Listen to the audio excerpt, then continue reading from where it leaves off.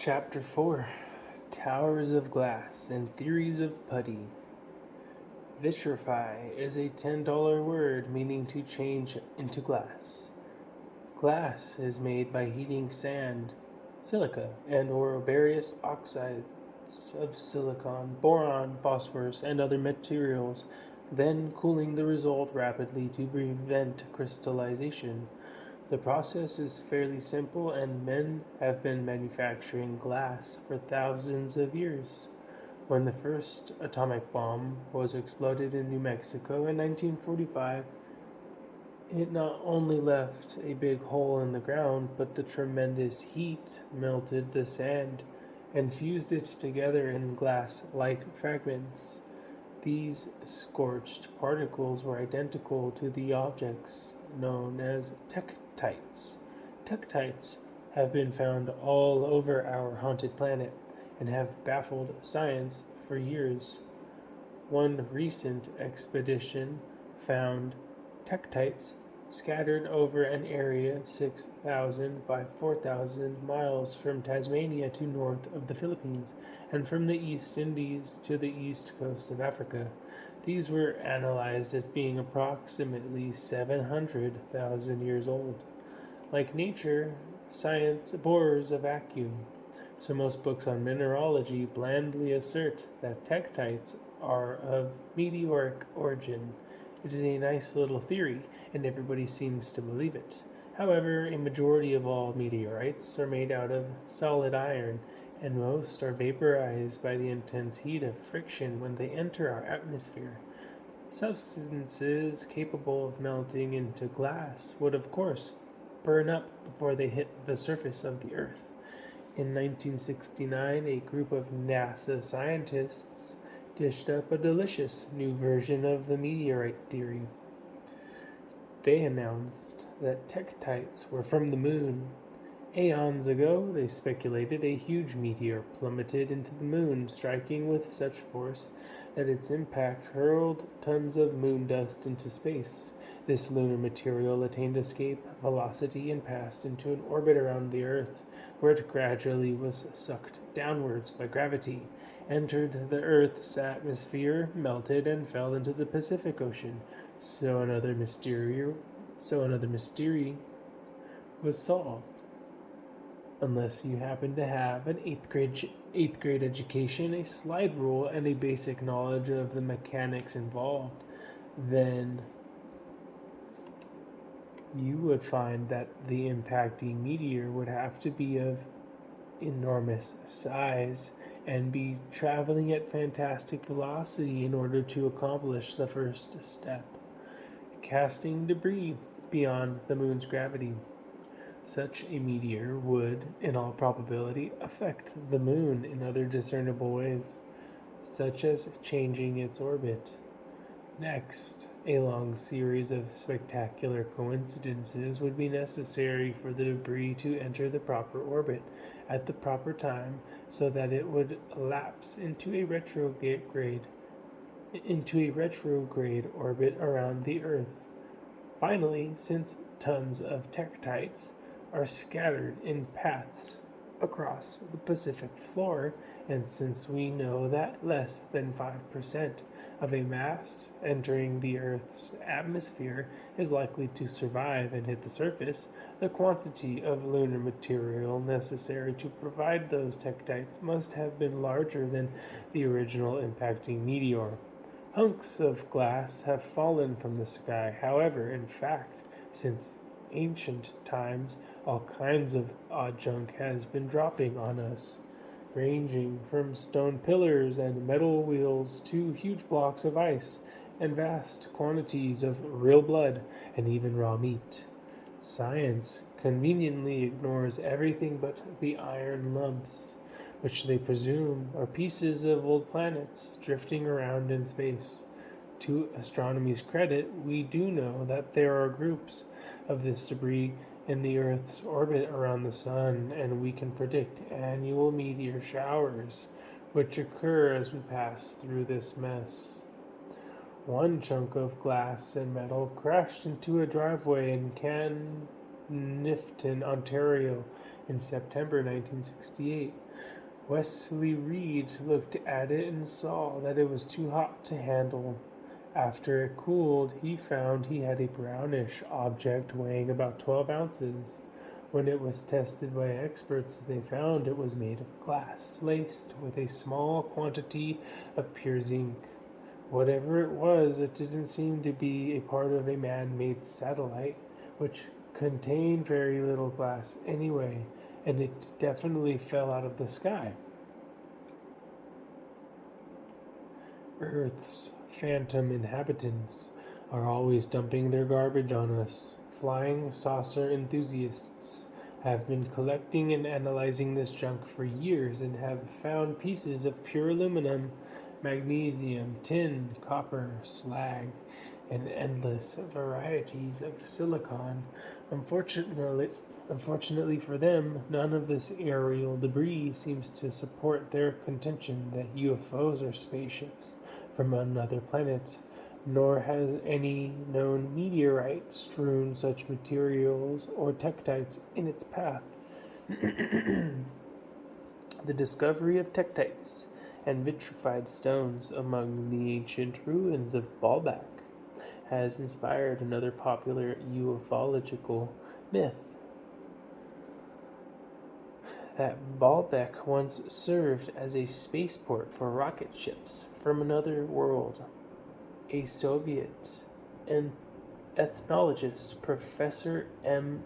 Agrest, proposed the theory in an article in Moscow's Literaturenaya Gazeta in 1959. He also suggested that Sodom and Gomorrah were destroyed by an atomic bomb. Lot's wife, he asserted, did not turn into a pillar of salt, but was actually reduced to a pile of ashes when she ignored a warning not to linger behind Lot's fleeing party.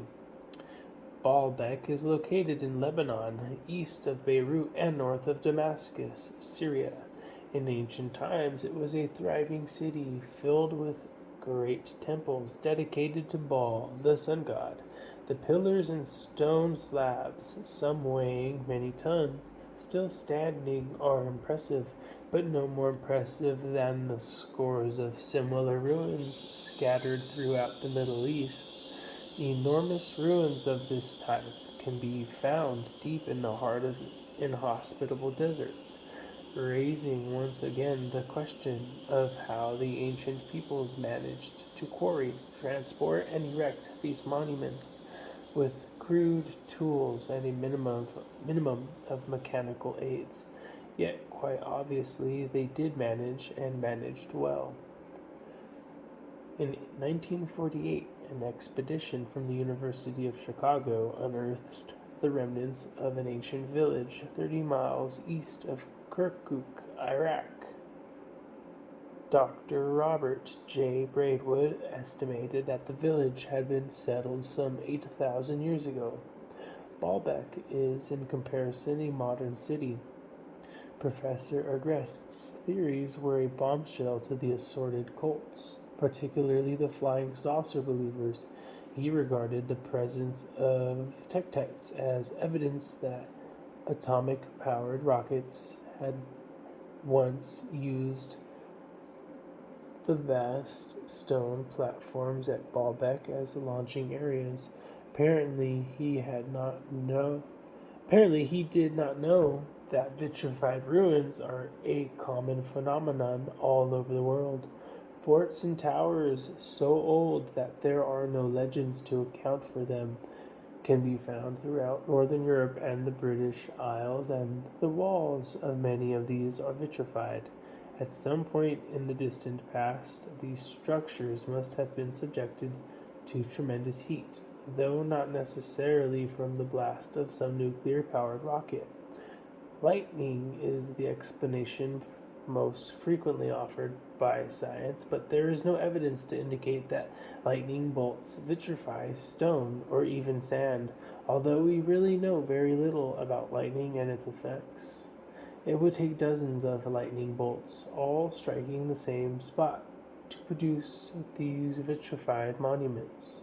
In some parts of the world, such as an area of 18,000 square yards outside of Cusco, Peru, whole hillsides have been vitrified.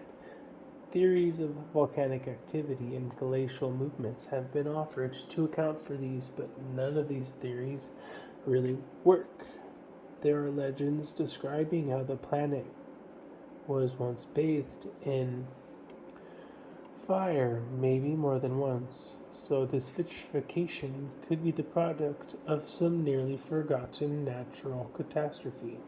On October 8, 1871, a gigantic fireball or meteor roared over the Midwest, causing a rash of disastrous fires in several states, including the famous Chicago Fire. Thousands of people were killed in Illinois and Wisconsin, and vast areas were ravaged by flames that night. A similar fiery visitor from space could have caused the vitrifications. Another strange phenomenon could be to blame. From time to time, overpowering waves of heat from an unknown source are concentrated in specific areas. Figueroa, Portugal, suffered one of these mysterious blasts of heat for 2 minutes on July 6, 1949. The temperature soared to 158 degrees.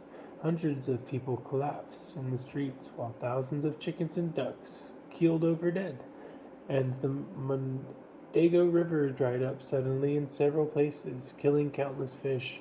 We don't understand this phenomenon at all, and it is possible that even more intense heat waves of this type have occurred in the past.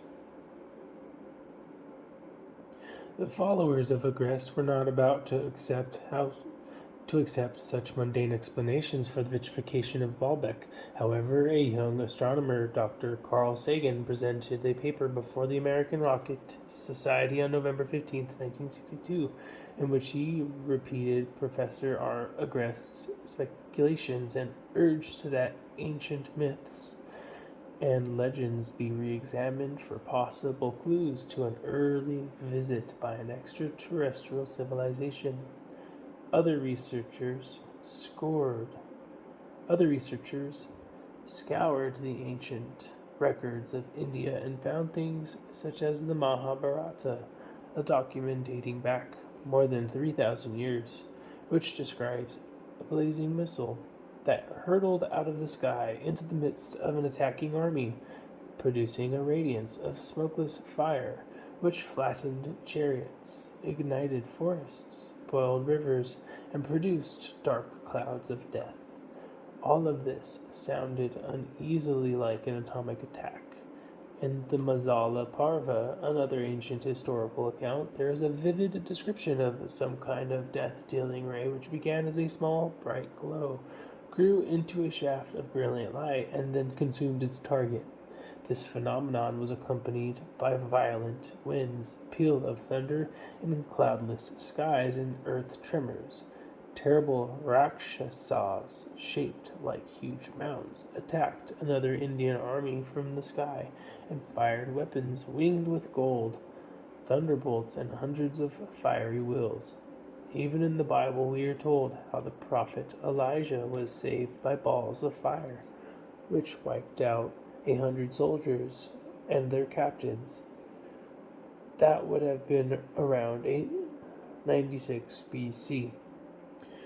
There are innumerable stories of this type from all cultures, indicating that Wow is armed with spectacularly advanced weapons and doesn't hesitate to use them against mortal men. So one cultist conclusion about the vitrified forts is that they were attacked by flying saucers, which focused deadly heat rays on them and their occupants. However, the entire desert between Damascus and Baghdad is littered with blackened rocks. Thousands of square miles seem to be charred, not by the sun, but by some long-forgotten holocaust. Did Wow lay waste to all of Mesopotamia, or did some horrible natural disaster wipe out the great civilization that once thrived there?